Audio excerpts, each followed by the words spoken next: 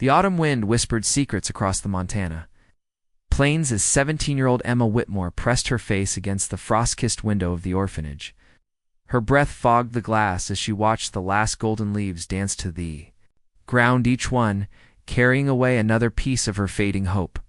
Tomorrow marked her 18th birthday, the day she would be turned out into the world with nothing but the worn dress on her back and the ache of belonging nowhere. "Sister." Margaret's voice cut through her reverie like a blade through silk. "Emma, child, you're needed in the kitchen. Mrs. Henderson from town brought preserves, and they won't sort themselves." Emma turned from the window, her cornflower blue eyes reflecting a sadness that seemed too deep for someone so young. She had been at St. Catherine's Home for the Friendless since she was 7. When consumption claimed both her parents during that brutal winter of 1885, now, a decade later, she felt like a ghost haunting the halls of the only home she'd ever truly known as she walked through the corridor, past the rooms where younger children slept soundly in their narrow beds. Emma's heart clenched. Would any of them remember her when she was gone? Would anyone? The kitchen was warm and filled with the sweet scent of peach preserves when Emma arrived. She worked in silence, her hands moving mechanically as her mind wandered to the uncertain future that awaited her. The other girls who had aged out before her had either married, quickly out of desperation, or disappeared into the shadows of frontier towns. Their fates unknown. It was nearly sunset when Emma heard it, a soft whimpering coming from behind the woodshed. Her tender heart, always drawn to suffering, pulled her away from her duties. She followed the sound, her worn boots crunching softly. On the fallen leaves, there huddled against the weathered wood, was a young Native American woman about her own age. The stranger's long black hair was matted with blood, and her left leg was twisted at an unnatural angle. Her buckskin dress was torn and stained, and her dark eyes held a pain that went far deeper than physical injury. Emma's breath caught in her throat. She had heard the whispered warnings about the growing tensions between the settlers and the local tribes. Just last month, a wagon train had been attacked 50 miles north, and fear rippled through every frontier town like wildfire. But looking at this wounded girl, Emma saw not an enemy, but a soul in desperate need. "Please," the girl whispered in heavily accented English, her voice barely audible. "Help me." Without hesitation, Emma knelt beside her. "What's your name?" "Ayanna," the girl replied, wincing as she tried to shift her position. "It means ... eternal blossom." "I'm Emma, can you stand?" "Hey." Ayanna shook her head, tears streaming down her dust-stained cheeks. "My leg ... I think it's broken, and they're coming for me." "Who's coming for you?" Before Ayanna could answer, they heard the distant sound of horses' hooves thundering across the prairie. Ayanna's eyes widened with terror. "My father's warriors. If they find me here, they'll think you're holding me prisoner. Your people ... They'll all die." Emma's mind raced. The orphanage housed 32 children and 5 nuns. They were defenseless against even a small war party, let alone whatever. Force was approaching. But she wouldn't abandon this girl to whatever fate she was fleeing. "We need to get you inside," Emma said firmly, slipping her arm around Ayanna's waist. "Can you put your weight on me?" Together, they stumbled toward the orphanage's back entrance. Emma's heart pounded as she helped Ayanna up the narrow stairs to her small room in the attic. The sound of approaching horses grew louder, but Emma forced herself to focus on tending to the injured girl. She quickly gathered water, clean cloths, and the medical supplies Sister Margaret kept for emergencies. As she carefully cleaned Ayanna's wounds, the native girl began to speak in whispered, broken sentences. "My father is Chief Standing Bear of the Lakota," Ayanna explained, her voice tight with pain. "Arranged for me to marry White Elk, a warrior from our neighboring tribe, but White Elk is cruel. He beats his horses and kicked his first wife until she lost their child. I couldn't marry him." Emma's hands stilled as she processed this revelation. "So you ran away?" Ayanna nodded, fresh tears spilling down her cheeks. 3 days ago, during the wedding ceremony, I shamed my father before both tribes. If they catch me, White Elk has the right to do whatever he wishes with me. And if they find me here, They won't, Emma said with a conviction she didn't entirely feel. I'll protect you, as if summoned by her words. The thunder of horses' hooves filled the courtyard below. Emma crept to her small window and peered through the curtain. Her blood turned to ice water in her veins. The courtyard was filled with warriors, dozens of them, their faces painted for war, their weapons gleaming in the dying light. At their head sat a man who could only be Chief Standing Bear, his presence, commanding even from a distance. Beside him rode another warrior, younger, but with eyes like chips of obsidian white elk. Sister Margaret emerged from the orphanage, her black habit billowing in the wind. Even from her window, Emma could see the fear in the elderly nun's posture, though her voice carried clearly across the courtyard. "What brings you to St. Catherine's?" Sister Margaret asked, her Irish accent thick with nerves. Chief Standing Bear dismounted, his movements fluid despite his age. When he spoke, his English was clear and commanding. "We seek my daughter, Ayanna. She has dishonored our family and must face the consequences of her actions." "I'm sorry, but there are no native girls here," Sister Margaret replied, though her voice trembled slightly. "Only orphan children from the local settlements." Emma felt Ayanna grip her hand with desperate strength. "He's lying," Ayanna whispered. "My father knows English better than most white men. He learned it from missionaries when he was young, before the wars started." Below, White Elk spoke in rapid Lakota to the chief.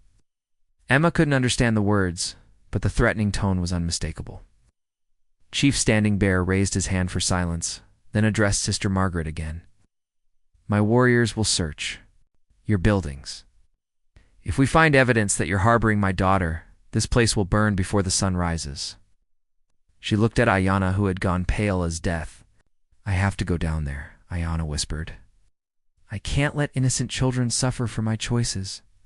"No," Emma's voice was steel. "There has to be another way."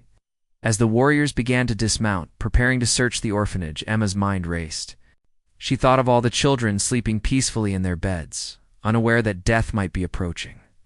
She thought of Sister Margaret and the other nuns who had dedicated their lives to caring for the unwanted. And she thought of Ayanna, this beautiful, brave girl who had risked everything to escape a life of brutality. In that moment, Emma Whitmore made a decision that would change everything.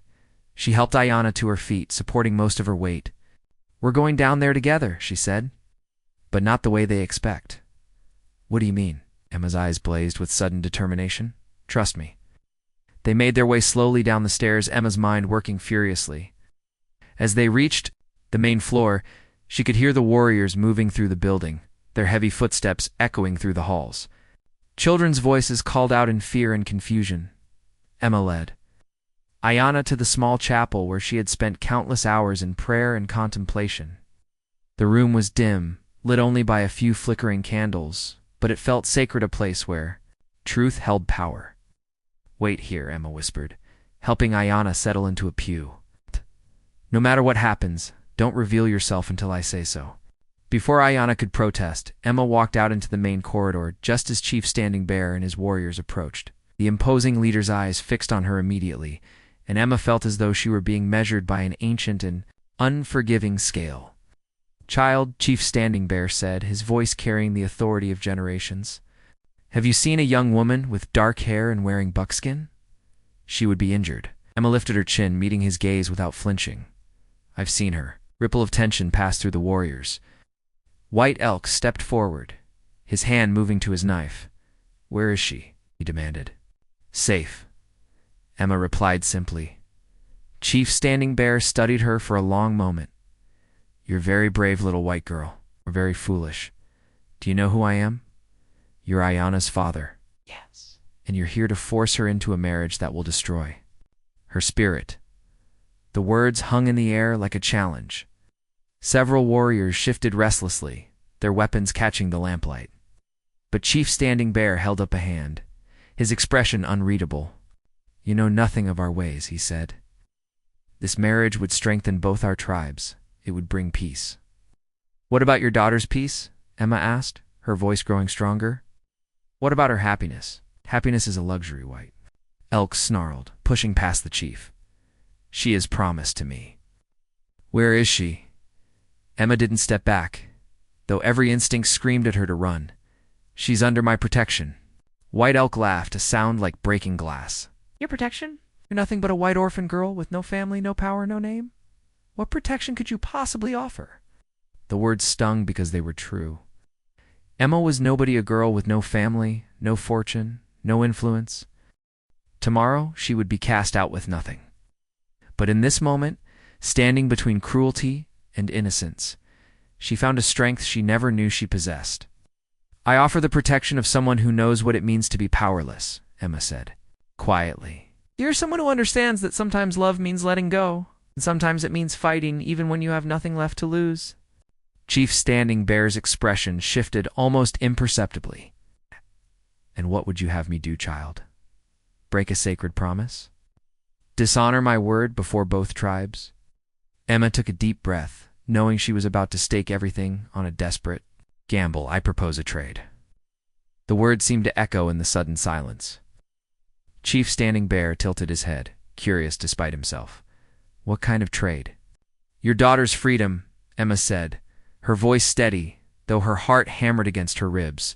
In exchange for my life. Gasps echoed through the hallway. Sister Margaret, who had been standing in the shadows, stepped forward in alarm. No, but Emma kept her eyes fixed on Chief Standing Bear. Ayanna told me about your customs, about honor debts and life bonds. If I take her place, if I go with White Elk instead, then the marriage agreement is fulfilled. The alliance between your tribes remains intact. White Elk's face twisted with disgust.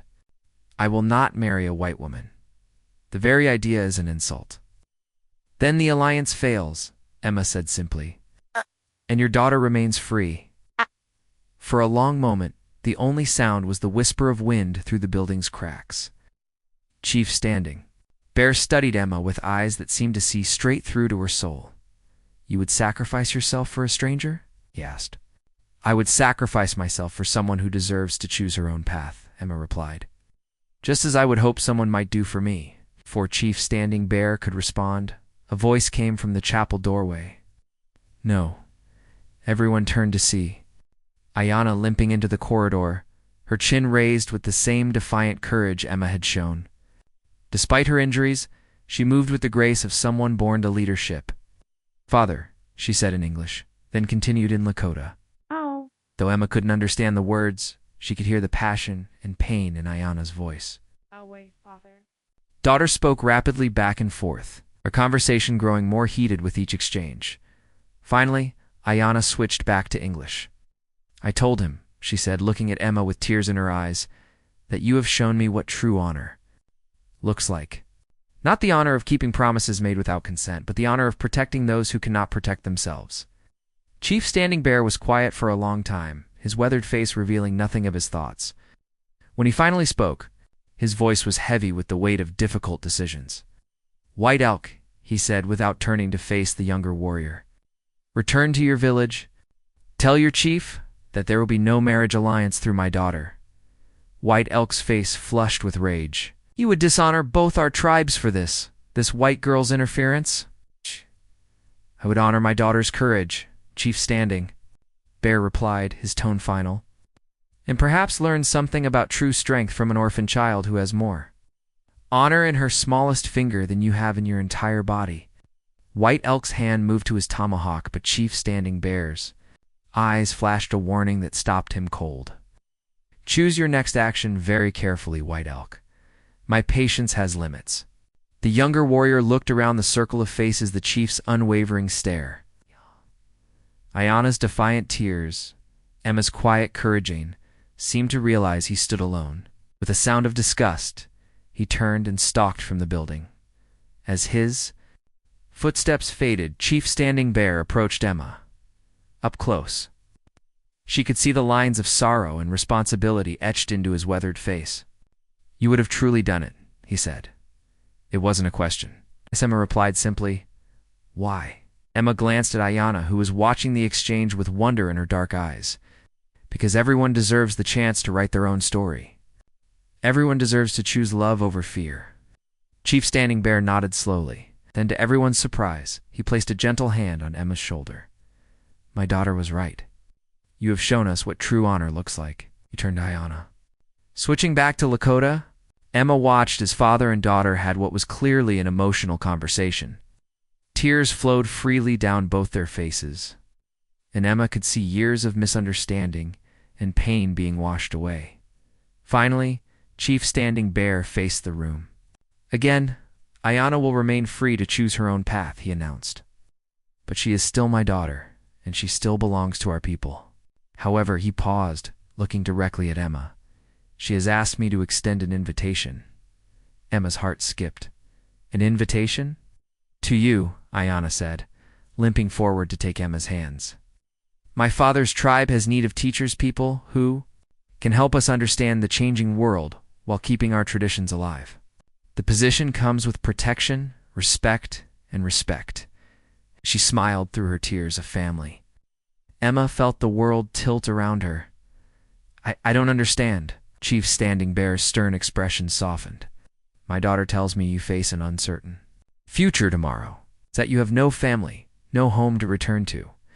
She asks that I offer you a place among our people not as a captive or an outsider, but as family. A sister, Ayanna added, squeezing Emma's hands. If you'll have us. Emma looked around at the faces surrounding her sister Margaret, beaming through her tears. The children who had crept from their rooms to witness this unprecedented scene. And finally at Ayanna, whose eyes held a hope that mirrored her own. Double quotes. Emma's voice cracked with emotion. I would be honored. The transformation that came over Chief Standing Bear's face was remarkable. The stern warrior melted away, revealing a father's joy. Then it is settled. You'll come with us when Ayanna is healed enough to travel. But I know nothing about your culture, your ways. You know about courage, Chief Standing Bear interrupted. You know about sacrifice and honor. The rest can be learned. As the warriors began to file out of the building, preparing to make camp for the night, Ayanna pulled Emma aside. There's something else, she said, her cheeks flushing. Someone else you should meet. Emma frowned, confused. Ayanna smiled mysteriously. My brother Joseph. He's been away trading with the northern tribes, but he returns next week. He's not promised to anyone. My father has mentioned more than once that it's time he took a wife. Emma felt her own cheeks warm. Ayanna, I couldn't. I mean, we barely know each other, and I'm not even part of your world yet. Love doesn't follow convenient schedules, Ayanna said with a wisdom beyond her years. And Joseph has always been drawn to strong, independent women. I think, she grinned, he's going to find you very interesting. That night, as Emma lay in her narrow bed for what she knew would be the last time, she stared up at the ceiling and marveled at how completely her life had changed in the span of a few hours. This morning, she had been no body and orphan girl, with no future and no hope. Tonight, she was someone's sister. Tomorrow, she would begin a new life in a world she had never imagined. But more than that, she had learned something profound about herself. She had discovered that even the smallest person could make a difference when they chose courage over safety, love over fear. 3 weeks later, Emma stood on a hill overlooking the Lakota village that would be her new home. Her hair was braided with feathers in the traditional style, and she wore a dress of soft deerskin that Ayanna had made for her. The autumn sun painted the world in shades of gold and amber, and the air was crisp with the promise of winter. You nervous? Ayanna asked, appearing beside her. Her injured leg had healed well, leaving only a slight limp that she bore with pride as a mark of her courage. Terrified, Emma admitted with a laugh. But also, hopeful. Good. Fear and hope often travel together. They make us brave.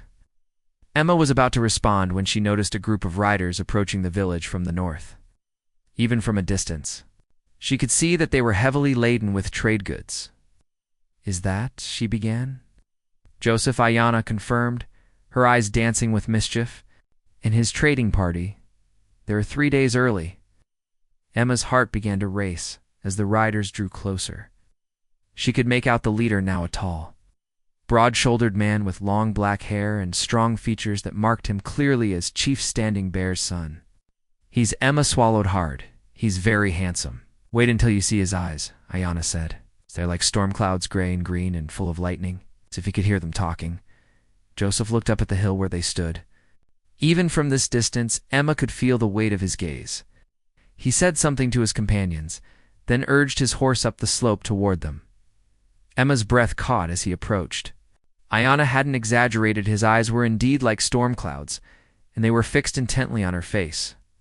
"Sister," he said to Ayana as he dismounted, but his gaze never left Emma. "You didn't mention we had a visitor."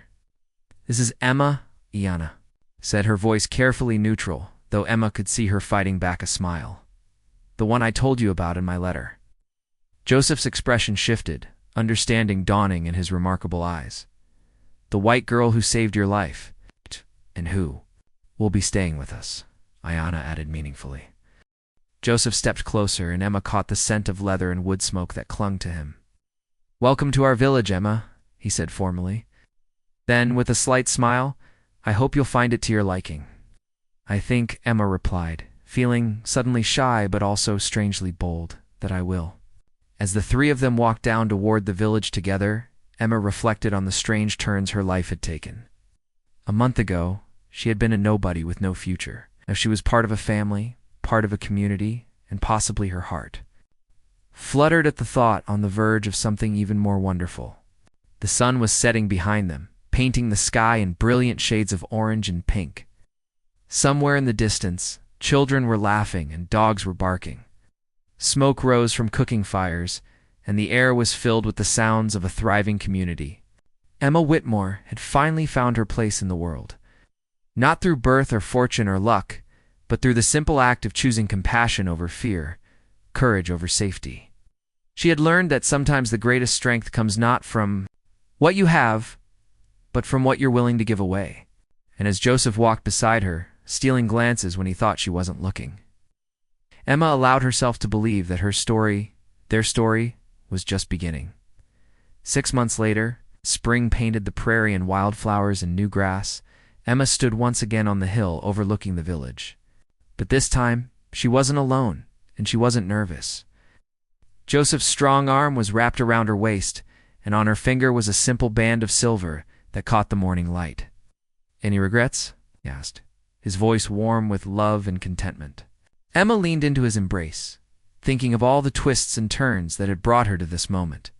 The orphanage seemed like a lifetime ago, though it had been less than a year. Sometimes she still couldn't believe how dramatically her life had changed from unwanted orphan to beloved wife, from having no family to being surrounded by an entire tribe that had welcomed her as one of their own. "None," she said firmly. "Not a single one." Below them, the village was coming to life. Yana emerged from her tipi, now rounded with her first child, a baby. She had conceived with a young warrior who had courted her properly and won her heart. Through patience and kindness rather than force, she waved up at them, her face glowing with happiness. "She's going to name the baby Emma if it's a girl," Joseph said with a chuckle. After the woman who taught her that courage comes in many forms, Emma smiled, remembering that terrifying night, when she had faced down an entire war party with nothing but determination and love. It seemed impossible now that she had ever been that brave, but Joseph assured her that the courage was still there, just waiting for the next time it was needed. "And if it's a boy?" she asked. "Joseph," he replied with a grin. "After the man who was smart enough to marry the bravest woman on the frontier." Emma laughed, the sound carrying across the prairie like birdsong. "I love you, Joseph, Standing Bear." "And I love you, Emma Standing Bear," he replied, using the name she had taken when they married. "My brave little orphan who saved my sister and captured my heart." As they walked back toward their own tipi, Emma reflected on the strange and wonderful truth that had become the foundation of her new life. Sometimes the most important battles aren't fought with weapons, but with open hearts and outstretched hands. Sometimes saving someone else is the only way to save yourself. And sometimes, when you're brave enough to help a limping stranger in the twilight, you find that you've been rescued in return. The prairie wind whispered through the grass, carrying with it the promise of new adventures, new challenges, and new opportunities to choose love over fear.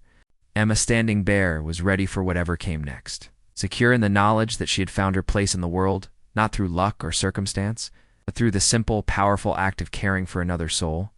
In the distance, thunder rumbled across the vast Montana sky, but Emma wasn't afraid. She had learned that storms, like life's greatest challenges, eventually pass. And after every storm, the sky clears to reveal beauty beyond imagination.